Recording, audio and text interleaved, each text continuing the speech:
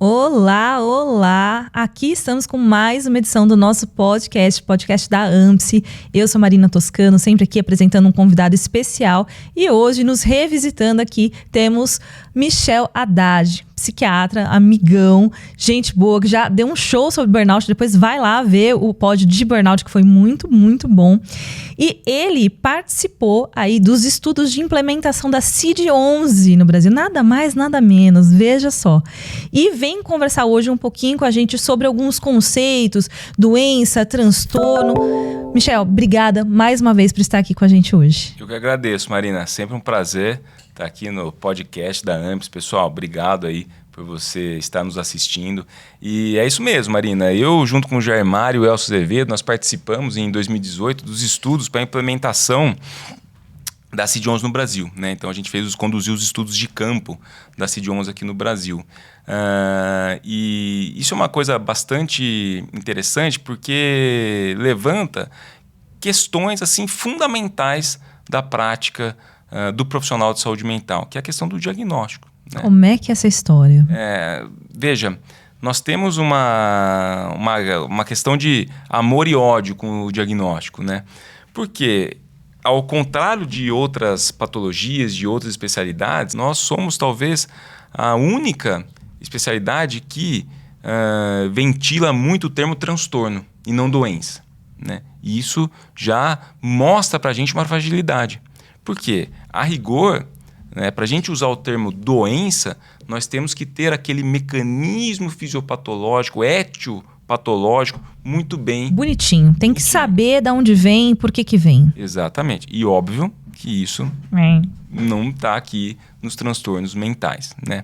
A outra questão é a heterogeneidade dos nossos pacientes, né? Então quando nós pegamos, por exemplo, a depressão, né, que aliás é uma das poucas categorias da CID ali, da Classificação Internacional das Doenças, que a gente está na 11ª revisão, que é 2018, a gente usa a CID-10, que é de 1993. Que se nós combinarmos as possibilidades dos itens diagnósticos ali, a gente vai ter mais de 200 possibilidades de combinação. Eu li esses dias um artigo falando de 900 possibilidades. É uma loucura, porque são tantos sintomas heterogêneos, cada um se apresenta de um jeito. Inclusive tem uma aula bacana no curso de psicofarmacologia que a gente faz de antidepressivos que fala justamente sobre isso.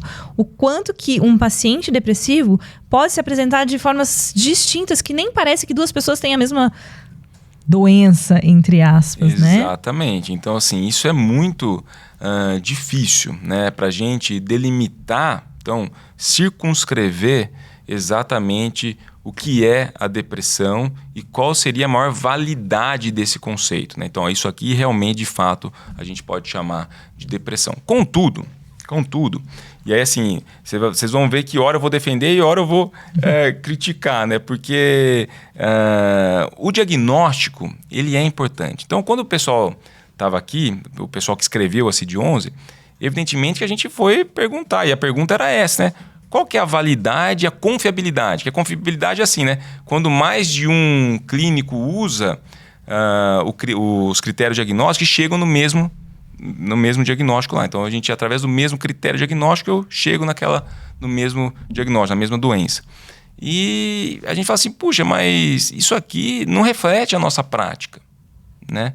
Porque a gente vê uma heterogeneidade grande de pacientes, a gente não tem esses mecanismos bem definidos, então essa história toda ali da doença bem definido. Como que a CID lida com isso? E uma coisa muito interessante que eles me provocaram, assim, e eu fiquei bastante instigado, e até publiquei um artigo sobre isso depois, que é com relação ao alcance social. Ou seja, o critério diagnóstico, ele tem uma questão de saúde pública. Então, não só, claro, para dados epidemiológicos, ou seja, o quanto sistematizar, né? Quanto tem de depressão no mundo, quanto tem ansiedade no mundo, a gente precisa ter um parâmetro de alguma coisa.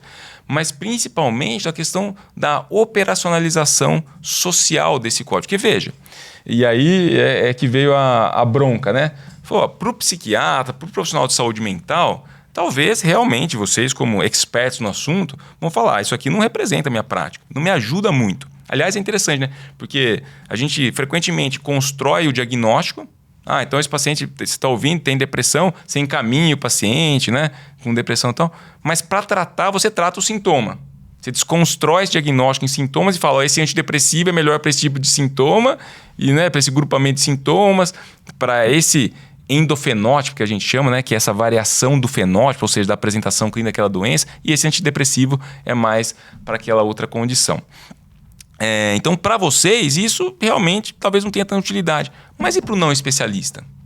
Porque, né, seria muita ingenuidade nossa achar que o tratamento dos transtornos mentais ele é feito, em sua maioria, pelos médicos especialistas ou pelos profissionais de saúde mental. Pelo contrário, é pelo não especialista. Ou seja, e aí a gente precisa ter alguma coisa bem delimitada e minimamente palpável clinicamente, de fácil uso, para um clínico geral, né, num país que não tenha, né, que é a grande maioria dos países, não tenha uma estrutura de equipe de saúde mental bem montada para conseguir minimamente chegar num diagnóstico apropriado e um tratamento minimamente adequado que consiga diminuir o sofrimento e o prejuízo funcional daquele indivíduo. E aí me mudou um pouco. Interessante esse ponto, né? Porque a gente só está preocupado com aquela coisa, precisa, né, dessa formalidade, o conceito precisa estar ali e tal, precisamos dar o diagnóstico bonitinho e tal, mas na verdade isso está ajudando outros profissionais que não tem nem a ver tanto com a gente. Exatamente, e ampliando a nossa capacidade terapêutica. Nesse sentido, quando nós olhamos, por exemplo, alguns esforços lá nos Estados Unidos tem, né, o RDoC, o Research Domain Criteria, que é um diagnóstico super complexo. Nossa, eu fico difícil imaginando, demais. Assim, você demora um dia para fazer um diagnóstico. Como é que você vai operacionalizar isso? Né? Você acha que vai mudar tanto assim o nosso tratamento entre utilizar um diagnóstico extremamente estruturado e altamente específico com o que a gente tem hoje? Provavelmente não. Então, a gente reconhecendo esses limites do instrumento diagnóstico, mas entendendo que ele tem uma questão de performance social, né, de você abarcar o máximo de pessoas que estão em sofrimento e que se beneficiariam de algum tratamento, isso pode ser interessante.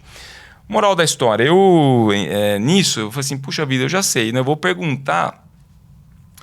O Angel Vistort, ele tinha feito um artigo que ele perguntava para o clínico geral, né, o primary care, se o cara da atenção básica, ele deveria tratar o transtorno mental comum ou o especialista. E o primary care falou assim, não, eu acho que eu posso tratar. Né? Então era um estudo assim, Brasil, Cuba, Bolívia e Chile. Brasil, Cuba, Bolívia e Chile. E o primary care fala, não, eu acho que eu posso tratar. Eu falei, eu já sei, eu vou perguntar para o psiquiatra. Então eu mandar uma vinheta clínica, um caso clínico pequenininho. Era de ansiedade, de depressão e transtorno somatoforme. E aí perguntava para o psiquiatra, você acha que você deve tratar isso aqui ou clínico geral? O primary care, o médico de atenção primária. E era interessante porque os países que tinham uma estrutura primária, ou seja, menos essa coisa da visão global do paciente, da interface desse paciente com as especialidades, que é Brasil e Bolívia, o psiquiatra achava que ele tinha que tratar e não o médico de atenção primária. Enquanto que os profissionais de Cuba e Chile, que têm uma atenção primária mais desenvolvida, eles achavam que eles deveriam encaminhar esse paciente para o primary care, para o médico da atenção primária. Então vejo como que a questão assim, cultural do sistema de saúde também impulsiona o indivíduo a utilizar mais ou menos a questão dos códigos diagnósticos, né? E até da operacionalização desse diagnóstico. Tanto é que a CID tem uma versão que é para atenção básica, para atenção primária. Mas fato é, resumindo essa história, que nós precisamos de um esforço, né? Então é interessante a gente começar a falar de conceito de doença e a gente sempre cai naquilo que é o principal, que é o paciente. Então a gente precisa de um esforço, né, para avançar com relação ao tratamento dos transtornos mentais. E a CID ela vai mais ou menos nesse sentido. O olhar deles está mais voltado para isso. E muito menos para ficar discutindo, olha, isso aqui realmente... É lógico que é uma discussão assim, nosológica, importante. A gente tem disciplinas disso, né? A questão nosográfica e tudo mais. Mas do ponto de vista prático, né, a gente talvez precisa abandonar um pouco isso, né? Claro, não é deixar de lado e não estudar, mas tirar um pouco o pé desse detalhe, dessas nuances e partir para o paciente. Até porque a doença do paciente não é a doença do médico. A gente nunca, no meu ponto de vista, em transtorno mental, a gente vai conseguir delimitar especificamente a apresentação clínica do paciente e nomear isso. Sabe? Até eu costumo fazer muito isso. Quando eu estou com um paciente no ambiente acadêmico, eu falo para os residentes, eu falo, olha, o paciente tem esquizofrenia. Eu falo, não, seria mais adequado a gente falar que esse paciente tem a doença de Bloyer. Porque esses critérios que você está utilizando para chamar isso de esquizofrenia foram os critérios que Bloyer chamou de esquizofrenia. Então, na visão do Bloyer, isso era esquizofrenia. Então, é a doença de Bloyer. Né? Veja, é lógico que é um exercício, por quê? Porque os transtornos mentais são muito dinâmicos. Então, você tem uma apresentação clínica hoje de uma doença, daqui 2 anos já é diferente. Então, você pega, por exemplo, CID-11, 2018, pandemia, mudou completamente o nosso comportamento. A gente tem mudanças claras de comportamento, né? E, efetivamente, mudanças patológicas do comportamento também. Então, as doenças já se modificaram. Então, a gente tem, por exemplo, FOMO, Fear of Missing Out. É uma condição que eu não tinha visto antes da pandemia, apareceu agora. A gente está falando de burnout. Foi impulsionado. Então, veja, o critério diagnóstico já está totalizado, coitado. Mal chegou? Mal chegou. Por quê? Porque o nosso comportamento é dinâmico. Sim. Né? Então, assim... O humano é muito diverso também, né? Muito diverso. É lógico que eu gostaria, todo mundo gostaria que todos os indivíduos portadores de transtornos mentais pudessem ter acesso ao melhor psiquiatra, ao melhor psicólogo, ao melhor terapeuta ocupacional, ao melhor profissional de educador físico, para conseguir olhar ele na sua individualidade. Mas a realidade é que, infelizmente, a grande maioria dos pacientes portadores de transtornos mentais não serão tratados por especialistas. Quando são tratados, né? Porque existe uma grande parcela de pacientes, a gente vê isso nos estudos, que nunca foram tratados. Né? E passam a vida inteira com sofrimento, sem ajuda de nenhuma natureza. E esses profissionais, eles precisam do norte. Né? Eles precisam começar, ter um ponto de partida. Né? Então, ele é um diagnóstico, ele é uma utilidade muito mais assim, social, de alcance social. Está muito preocupado com isso. Tanto é que é até interessante, quando a gente olha os critérios diagnósticos, eles estão, na CID-11, eles estão muito mais abrangentes. Eles não são tão fechadinhos, difíceis de fazer. Então, por exemplo, transtorno de ansiedade. Né? Eles colocam lá que o norte, o critério cardinal é o foco de apreensão.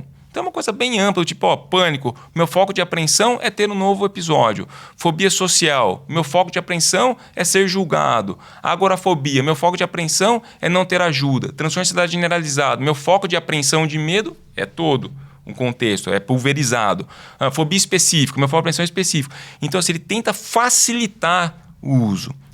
E claro, ele não nega, né, as suas fraquezas. Essa que é a questão. Quais são essas fraquezas? A fraqueza é justamente essa, é a questão da dificuldade de você ter avançar na validade do construto diagnóstico. Né? A grande dificuldade é essa. E outra coisa, né? É você... Isso é uma coisa que a gente fala muito, a gente podia fazer um podcast só disso.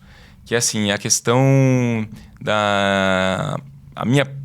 Eu vou falar da minha parte, mas isso se aplica a tudo, que é a etnopsicofarmacologia. Então, você quando olha o seu trabalho, né, a sua intervenção dentro de grupos étnicos, você muda completamente, não só o que a gente chama aquela doença naquele grupo, então a depressão do indígena, do imigrante afrodescendente nos Estados Unidos, né, muda completamente a apresentação clínica e muda também o tratamento. Você vai ver que a etnopsicofarmacologia, isso foi tema de palestras no último congresso da Associação Americana Psiquiátrica, está muito em alta. Então, tipo assim, o meu tratamento, que eu acho que é o padrão ouro para determinada população, e a maioria dos estudos são com caucasianos, né, não é para aquela população específica lá. Ou seja, a dificuldade é você customizar dentro de uma variabilidade tão grande que é o ser humano. Né? Então, isso na prática é inviável, né? Mas aí a gente volta. Né? Esse talvez não seja o principal objetivo da CID. Tá? Então, aí que fica essa reflexão para a gente.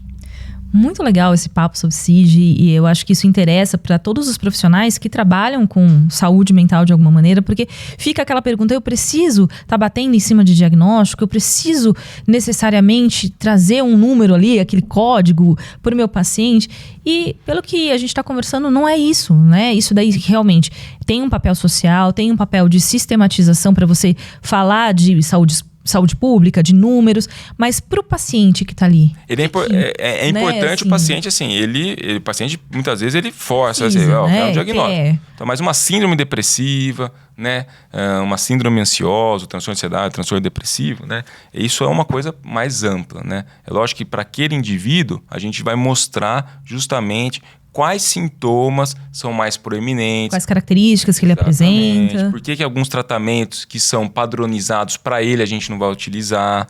E é importante mostrar a fragilidade do conceito, porque justamente vai mostrar ao paciente a necessidade de algumas abordagens que não são tão ali conhecidas, ou muitas vezes abordagens não tão generalistas, né? Ou seja, que a gente vai trabalhar aquela individualidade dessa pessoa. Mas, volto a dizer, não dá para abandonar, né, esse sistema de diagnóstico, porque tem falha, mas por enquanto é o que tem, né? Que tem. E eu acho que isso que você falou é bem importante, porque a ideia é que eu vejo algumas críticas, né, de alguns profissionais dizendo, mas a gente não quer rotular, porque o rótulo usa essa coisa pesada de rótulo. E não é disso que a gente está falando, né? A gente está falando de algo que norteia uma visão ali, tanto para o profissional médico, profissional da psicologia, para todo mundo poder saber do que se trata. E até para o próprio paciente ter um pouco de noção do que realmente está acontecendo ali com ele, mas sem necessariamente ficar nessa coisa rígida, né, inflexível e baseada em checklist, porque não é isso que a gente está falando. Não é isso. Aliás, seria muita presunção nossa nós tentarmos buscar uma causa para os transtornos mentais, uma causa que explique a fisiopatologia, que explique aquela vivência que traz tanto sofrimento e prejuízo para o indivíduo, né? Acho que o papel do trabalhador de saúde mental é a gente ampliar o campo das possibilidades, e ampliar o campo do eu não consigo, né? Porque isso para mim é uma linha tênue entre o normal e o patológico. Aliás, isso aí até trazendo da escola, do Hospital do Servidor Público Estadual, do professor Carol Sonnenreich, que falava muito disso, né? A questão do campo do eu não consigo. Então a gente está lá